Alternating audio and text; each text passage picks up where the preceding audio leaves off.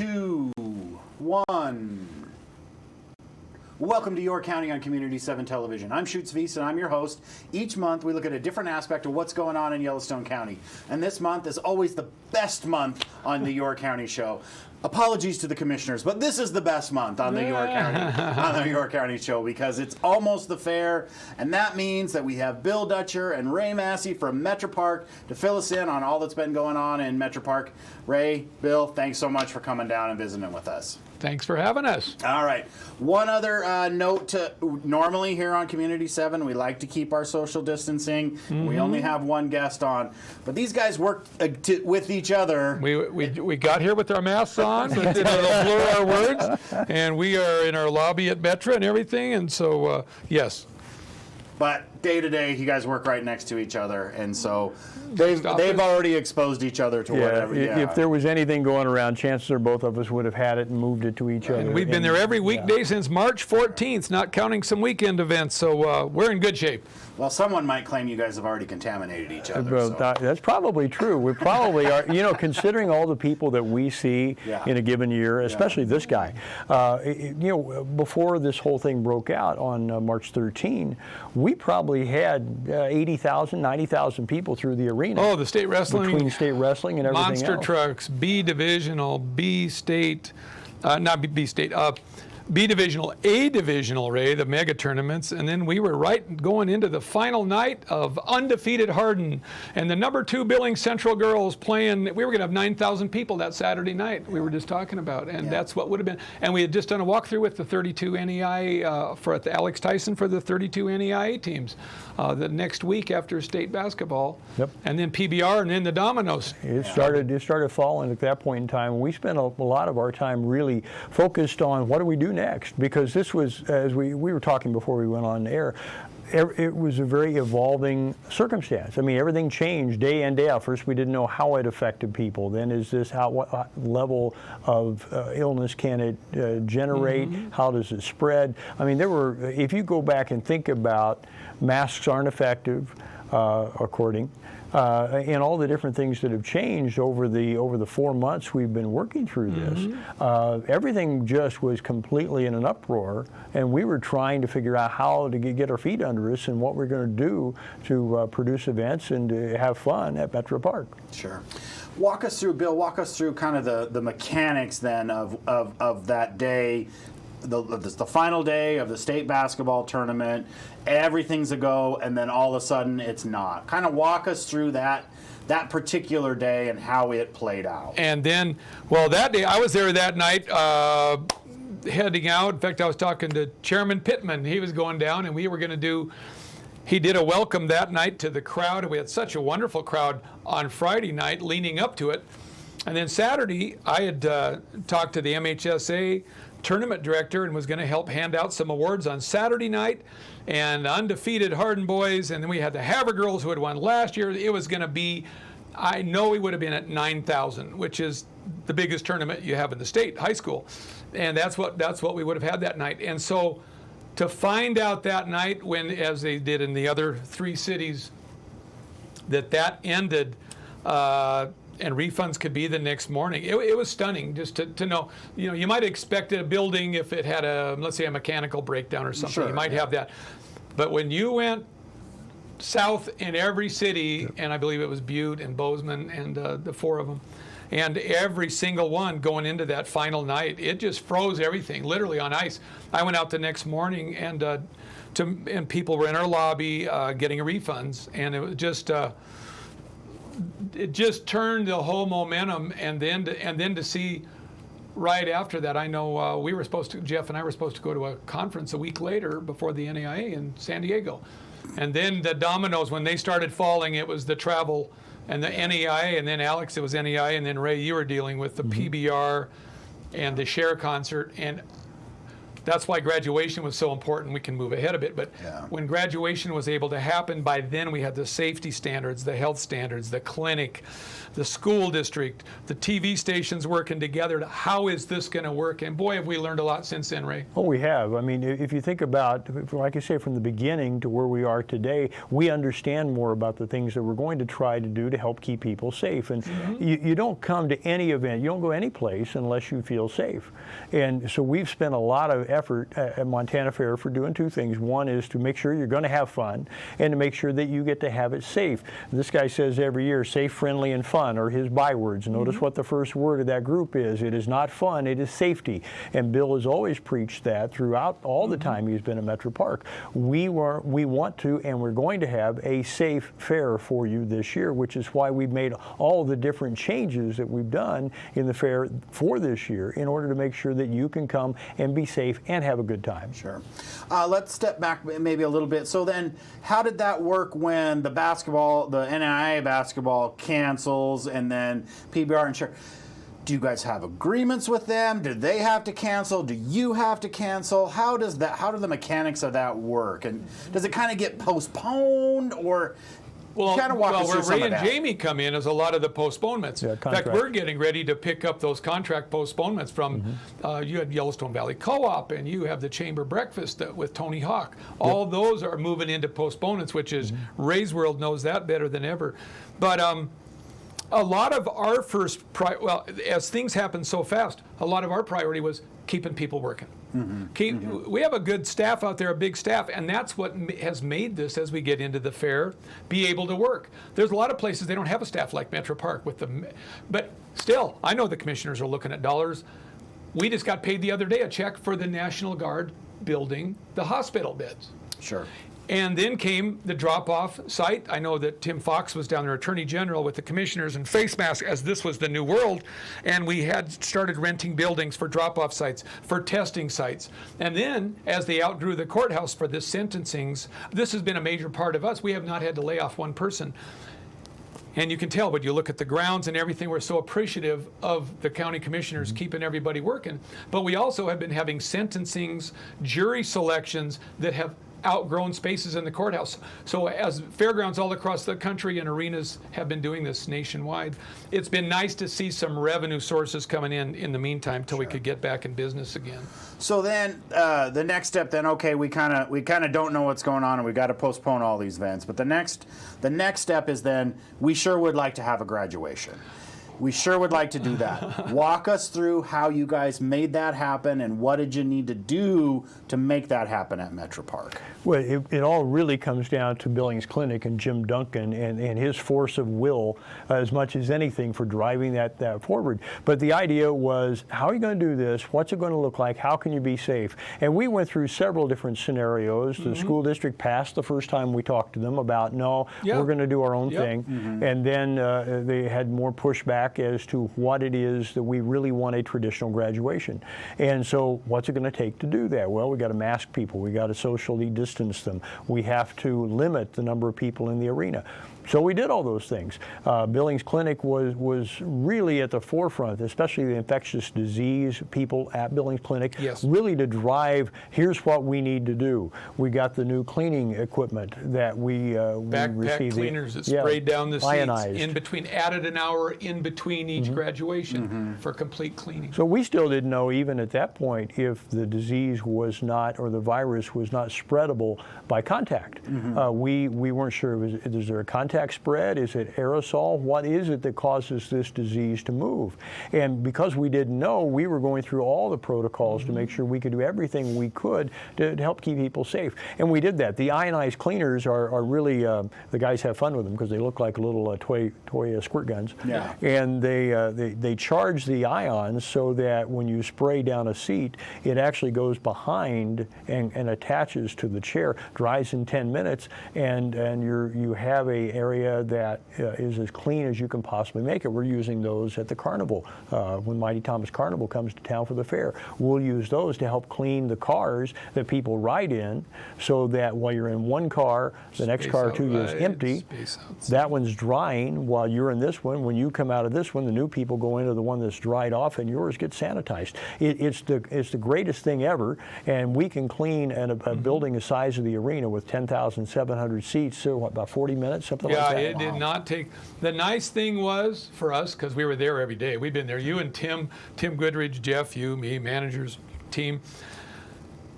What it did was, and this was a test. I went to the after lunch, which was nice at the clinic with Greg Upham and all the folks from the hospitals and the school district and the teamwork of everybody. And Channel 2 and Channel 8, they said, usually we're competitors. And they said they were splitting the same resources to make it work. First call I got when graduation was announced was my friend who was downtown, sequestered in his home in downtown Chicago. He and his wife said, there's not a thing moving in Chicago, and Billings is going to have a graduation. And we heard at that after lunch that there was people that watched their student, who was an exchange student, from Fiji, watch that graduation across the stage. Sure. And to have John Felton and the Riverstone Health on board and the clinic and the school district, and then say, we got that many people in for an event. Ray, that was a huge deal to see. And the people in the community recognized how happy they were, how things can work, how you got to do this tracing, reserve seats. And then the kids all had those masks. Jim Duncan, they paid for those masks, so the gold mask and the seat was at the door. And to turn something into being workable, and we've had the same attitude. You go back with attitude. We've had the same attitude that how are we going to make this work? We've worked on the fair every day since March. And fireworks, we hadn't had fireworks in years, and worked with, you've been on city council. Having that out there that night, I was standing below and Pittman watching that go, and he was the county fire marshal that day, and he showed me his list of grass fires that day. But to see people happy and out and looking forward to stuff, and that's been our mantra, to look forward to having things, but with a great staff that can work with the county attorney, the commissioners, and Casey Williams, our county disaster. Wow. And he's been just wonderful. He's our county, he's going to be our fair safety marshal. That's right. He'll be with us attached at the hip, and all that cooperation has just made things So work. how much of that being able to have graduation kind of gave you a blueprint for what you needed to do to stage a fair? What did you kind of have the blueprint then of, and okay, we can make this work by doing A, B, and C? Yeah, I think that really did give us confidence that we could do something with this, that there was people willing to put forth the effort and do the work in order to make it possible for us to do other events on the grounds. And so we got really excited about that. Doing the graduation, we knew the eyes of most of the country is going to be on us. There weren't graduations happening anywhere inside, pretty much in the U.S. other than us. And so we knew that we needed to do it right, do it to the best of our ability. And fortunately, we're pretty good at this stuff. We're the most professional group within a 400 or 500 mile radius of Billings in terms of doing big events and doing them right and doing them safe. And we take pride in that. And our guys worked their tail off and made sure it worked exactly as it was supposed to work. Sure. And we can't say enough about the health department. John Felton and the Riverstone Health have learned how we are. I've said offensive, you'd think I was a quarterback coach of the Vikings or something, because we've been playing offense, and that word we say every single day, we've been playing offense, haven't we, on presenting plans, getting parts of plans okayed, and then reporting to the commissioners. Every Thursday we give a fair report on this is the latest of how we're doing it. And the health department has seen that and given us a lot of credit for that as a team, and it's just really set the stage for a successful, fun, modified Ray. Another, I wake up in the morning going, modified. Usually it's value pass when I talk to you. So, Bill, walk us through. I know you've been working on this since March. We've had a blueprint through graduation. What is the fair going to look like this year when I come down to the fair? Well, Ray can tell you about some of the early things, but first, in the big picture, Fair Week is going to happen. It was 104 this year? I think 105. 105. We did the 100th a few years ago when we talked to you. 105, we are going to have a fair. And it took some convincing. It took some tough love down at the courthouse to people looking at, can you really make this work? And especially in our business. I'm on some phone calls with people in 4 time zones, a monthly call. As the dominoes went down in the big fairs, the Indiana State Fair, the Wisconsin State Fair, the Minnesota State Fair, all those kind, and in a lot of our local regional fairs, how are we going to make this work? Well, first of all, as Ray will tell you, we can't have a Kelly Clarkson. First of all, it costs $400,000. Yeah. Well, we got to have a modified fare with our friends, the finance director and everybody at the courthouse. So we started doing everything based on about a third. Last year, our expenses were $1.8 million based on 225,000 people. And Tim's been great. Tim's been working so much with Ray and the health department and Jeff operations and Kelly and accounting, Sam and food and beverage, Jan and ticketing. How can we scale this at about a third our expectation for the health spreading out? That was the big thing, Ray, really, to spread out, and with a carnival, having some food and beverage, sell some beer, and we had to cancel some things. You can tell them what we knocked out of the fair. Yeah. But to do that was our first focus, was to still have 9 days, a couple hours lopped off here and there to help with some expenses. So what you'll see at the fair, you're going to see carnival rides. The Mighty Thomas Carnival is clearly here in a distanced environment. So what they're going to do is they're going to spread their rides out, so we reduce the lines and we make it easier for people to stay physically distanced from each other to minimize any opportunity for bad things happening to you. The livestock, all those projects are going to be going on, but we had to cancel the open shows because we didn't have the space. To get the proper space for the 4-H and FFA, we had to move some of the livestock into First Interstate Arena. That causes a problem. You can't very well have a Kelly Clarkson on stage if some cows are out mooing on the arena floor. That and probably no doesn't work alternative real well. at the grandstands because they're going to be torn down. Have to add that. and had we not been at that position, it was just a bad break for us that we had the grandstand said, okay, this is condemned, it's got to come down, it's not safe, about 4 weeks before COVID hit. Yeah. And so that took away an opportunity where we could have fallen in there. Some of the big fairs that Bill talks about being canceled were considered one of the top 100 fairs in the United States.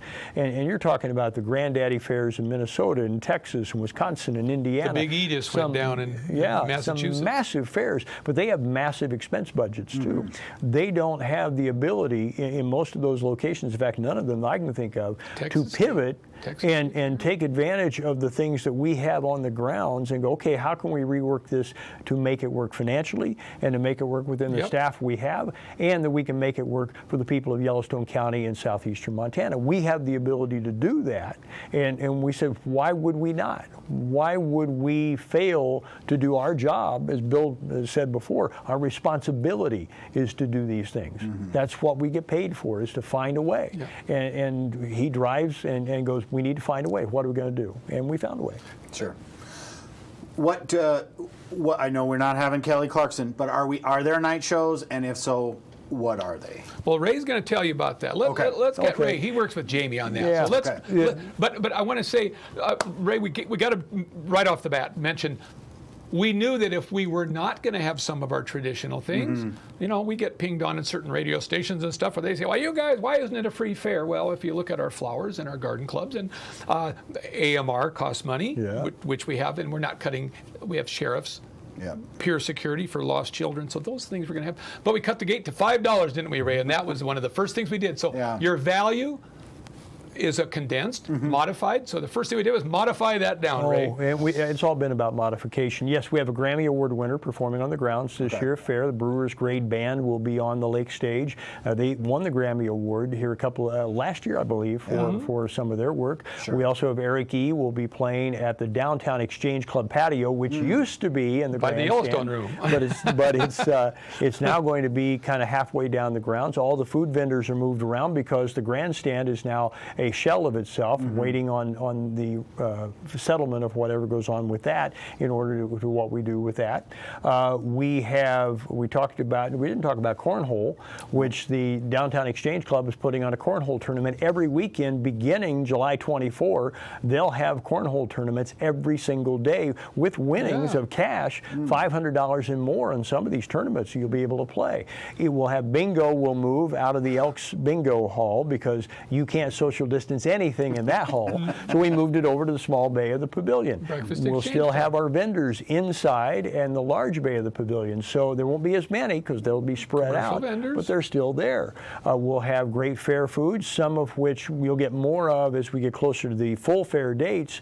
But we had the opportunity, because of what Bill said with the cancellations, to spread the carnival over 17 days. That gives people a chance to go to the grounds and not be crowded as what we have have in many instances in the Surfer past. Joe's was setting up last night, Ray, when I welcomed the carnival Yeah. moving in. They're setting up to be there the whole run, and some of our vendors are. The big thing we want to emphasize right now is lines are not good for you. Lines are dangerous. Lines are things that make the health department very uncomfortable. So we'd like people to buy tickets online in advance. And well, you charge me all these fees, and why should I do that? Well, two reasons. You'll pay the same price online as you do at the gate. No additional fees are being charged. We made that concession this year. The second thing about the online ticketing that you'll be able to get, you'll be able right now to get some incredible discounts. So you'll have your ticket when you get to the fair. It takes you out of that line. Right. It gets you through quicker and gets you back to the fun. The pinch points that we're looking at are restroom areas, food areas, and the line areas to get people in and out of the fairgrounds. We have a limit that we're putting on of 3,000 maximum at any one time. Think of it like a restaurant that has a lot of tables. Our tables seat 3,000. When we're at 3,000, we're not going to let anybody else in. We're going to be counting. And we'll be counting both in and out. And Ray, that's separate from what we got first okayed with the health department. We got to say, our animals and that go in gate 1, and all of our 4-H and all of our sales and the FFA and all that will be in those other 2 buildings, and that is not mixed and matched. Those are bubbled off. Yeah, those are Yep. separated and bubbled off because we got that passed in phase 1. So we'll be having We're fencing so between far those areas. along with the process that we decided let's just keep it at that level. There will not be the ability for you to go into those buildings and see animals at the fair this year. It's not. They're going to be there, but they're not going to be available to you to go see. So buying your tickets in advance is critically important, both for your safety and our ability to keep you safe, and it saves you money at the same time. So why would you not do that? So if I am standing in line to wait for a carnival ride, do I need to bring a mask with me, or I need to be 6 feet, or how are those lines going to work? Well, for one, you will need a mask to get in the gates at Montana Fair. If you're eating and drinking, and some common sense rules. I was at the Brews and Barbecue the other day, and employees. I was so pleased we met with a carnival setting up today, and the 40-year relationship with Yellowstone County, and they take it so serious, and they're so pleased to be on the road after being holed up. They had their masks on, and the staff of us that were down there meeting with them did. All their employees will have masks. But you will have to have a mask to get into the gate, and if somebody doesn't have one, they'll be available for $1, I believe, Ray, we talked about. So there'll be a mask at the gate. I mean, so but we want people to have a mask to get into the gate to show that they have one, and they will be encouraged to wear them, yes. And we'll have the 6-foot distancing marks on the grounds. We're trying, by limiting with the number of rides we have and the lower quantity of people, you shouldn't be in much of a line at any time, and that's our goal. We wanted to make this a no-line fair if we could do it, and that's our goal to work toward. When you're outside, there are distancing. The rules change a little bit by being outside. Masks aren't required if you can distance during the entire event that you're there. We think we can. You could put almost the entire population of Yellowstone County on our fairgrounds, shoulder to shoulder, 150,000 people, and you can put them all in there. You don't think about how big that fairgrounds is. There's 15 acres for 3,000 people. That's a lot of space. And the nights we get done, what I love about working out there, you have your first meeting in the morning, then we have our noon board meeting, then you go down and watch the chickens go, ar, ar, ar, then you go and make the rounds in the afternoon. But at night, there's nothing like at 9:30 when our grandstands empty out, and watching the crowds. Fluffy 2 years ago, Ray, 8,000, Kelly Clarkson, and of course those are $400,000 acts for her that we're not buying this year. Leonard Skinner, 6,500 people, Sugarland, those kind of acts. They come out and they stream out. Buddy night, when you watch people, Commissioner Kennedy used to stand out there and he with his coin purse out in front and his change and his bib, making change as people paid him $5 to run into the fair, max out our parking lots. The whole point was to get as many people in, half the price, to make it work. Total different outlook this time, isn't it, Ray? There's no buddy night. We can't serve 1,000 seniors on the floor of the arena, and with all the health issues and that. So that was one of the things we've had for 10 years, but we couldn't do that. So we've made all those kind of modifications. We're having the Shrine Train. I just got thinking, as you're going down to see the spread out rides, Grandma and Grandpa want to go down. We'll have plenty of places to sit. They want to see the little kids' rides that are farther. We'll have our Shrine Train friends will be taking that continuous Shrine Train around the loop. So we're still keeping those those kind of amenities. What about transport between upper parking lot and lower parking lot, or any of the shuttle services that we're used to when we go to the fair? Those aren't going to be around, I'm assuming. Not as much. Excuse me, Ray, we were just talking this morning. You, Tim, and Jeff and I were beating this up this morning. We have the ADA spots right in front of the building. We have ADA spots in the lower lot. And with the crowd sizes that we are, and with the lot across the street under the tunnel, we think we're going to be fine, and we'll be monitoring that. And if we run into any person, let's say we end up with a 4-H family that has anybody, doesn't have to be a grandma or grandpa, but let's say they're in a wheelchair and they're supposed to be over at the 4-H building. We have enough staff and enough carts that can meet and help, and we were talking about that this morning. We won't have those continuous airport shuttle buses. That's one of the things we just won't have, but we won't have those crowds either. Sure. All right. Anything else we need to touch on the fair that you want people to know about the fair? I'm assuming you guys will be out there talking about all of these things too as it gets. I know we have preview nights coming up, but as we get into, I guess, the more traditional fair time. Hey, it's August. The fair's starting. Yep. Well, are we even having a fair? The funnel cakes, the smell of food. We're going to be out there, and we already have our. This is new for our Metro board. We didn't see our Metro Park Advisory Board for a few months. And all of a sudden, it's like, God, they're board members. They don't get to see the staff. The staff's there. We go home more exhausted than we do now than when we're having events, because every day, every half hour, something's changed literally since those days we talked about. But all of a sudden, we started meeting with our board and events promotions, all of our spread out meetings. We've been wearing megaphones around our necks. But we're going to have a board meeting up in our concourse, a commissioner's day at 1 in the afternoon. We're going to have a small staff meeting at 10. There won't be any, maybe you'll have coffee. That's probably much. But we're still carrying all those things on. So when visitors, any politicians that are traveling or people from other towns or fairs, they can stop and say hi, and we're keeping those things going. The donut delivery that the boards do they do a 4-wheeler on the backside for the 4-H kids. Those things, we just felt, these are things that Montana Fair's counted on, Ray, forever, and we're not going to give in on those.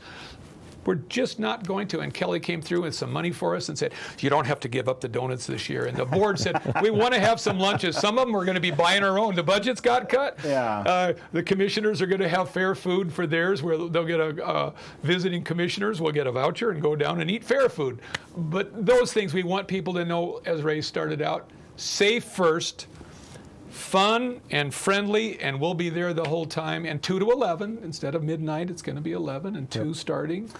All of this information, updated information, on the Metro Park website, I assume. Probably the best place to go. However, if I still had questions, I'm assuming I can call down to Metro Park and get those answers. Yeah, MontanaFair.com will have it all. And MetroPark.com is obviously associated, same place. We do all that out of the marketing department. But we have a whole list of FAQs on the Montana Fair page in order to make sure that if you got questions, we think we've answered most of them. Yeah. But the key part right now are the limitations on number of people coming in, 3,000 people. We will tell you how many people are on grounds hour by hour, so you know to plan. If we're going to use a green, yellow, red system. Look on the social media page, it's green. That means it's good to go. Yellow, hey, it's starting to get a little tight. Red, no, there's no occupancy allowed. We now are sold out. You've got to wait for a little bit till we get some more space. Sure. Those things, and buying your tickets online in advance, those are really the key parts of the fair this year. And I got to say, our carnival, when you said spaced out, we've been talking since March every week with our friend John. I'd call and say, John, he's supposed to be on the road. Where are you? I'm in Austin. I'm working on a ride. We're redoing the fiberglass on this.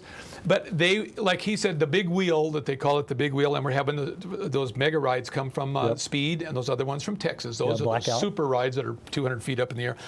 But the point is, it was always load your car, get on. That's the most popular ride. When you get done with the night show after a rodeo and Supercross, people line up, and it's to get as many.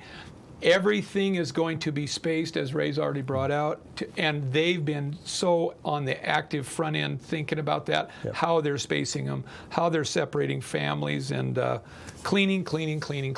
We didn't cut our budget on cleaning. No. For a third of the fair, we're keeping the same dollar amount for clean. That shows you how many people are going to be scrubbing and wiping.